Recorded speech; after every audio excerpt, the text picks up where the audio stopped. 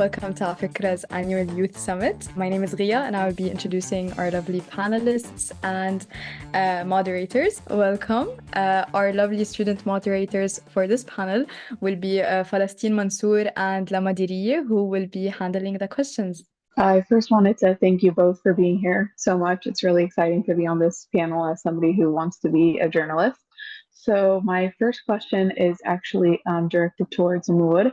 So I was wondering, as somebody that wants to kind of be a voice for the underrepresented within the mainstream media, what was your experience like working for an American Western news agency, like your time at the Wall Street Journal and at the LA Times as an Arab journalist? And how did you kind of put your identity into the work that you put forth for those organizations? I love this question because I think of it very differently in this stage of my career than I did in the earlier stages. So for sure, when I was starting out and I was still building my career, I think I was really conscious of my identity as an Arab. And I didn't really want to wear it as my first identity or like the overt one. I was so determined to be just a reporter first. I was native to the region. I spoke Arabic. So over time, I think I really learned how to play those things to my benefit. And not only was I really proud of them, but I really used and saw the advantage of being from the place you cover, which is you can really connect with people in a totally different way. My question is directed towards Misha. I wanted to ask, what was the original vision behind the establishment of Mashallah News in 2010, and how has that vision evolved over the years? It's been almost 14 years. And Mashallah News started because we were still university students for most of us, or starting with our careers. And we felt that we had so many stories that we wanted to cover about the Arab world. I grew up in Saudi Arabia, was living in Lebanon, was meeting people who were from different places of in the region.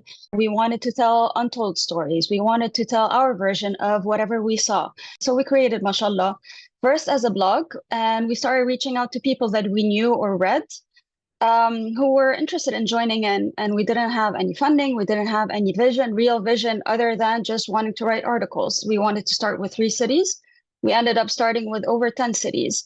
And at first, Mashallah was supposed to be apolitical. That was our first words: apolitical, creative, telling the stories around the region.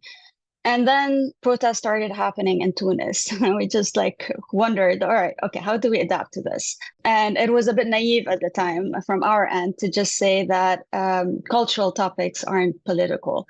When everything is political, the angle that you pick is political, the topic that you pick is political, the way you cover it, the people you work with is political. I see a question in the chat that maybe you can address, Mish. It's, are young journalists coming out of universities today being trained differently than they were 20 years ago? And is the difference in training improving the quality of journalism?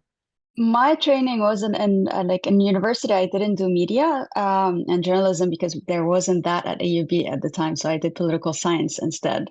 But I'm sure that the training is very different from what it was 20 years ago, just because of social media and the tools that are being used right now. In addition to also universities, I think that new journalists or those who are starting their careers should do as many trainings as possible. Just in a newsroom, just see how things are, I think is the best training, more than just taking classes. I think it's just experiencing with people who have gone through it is the best way of doing it. Okay, great. Thank you guys so much. Thank you so much for coming. Thank you guys so much for being here. Thank you.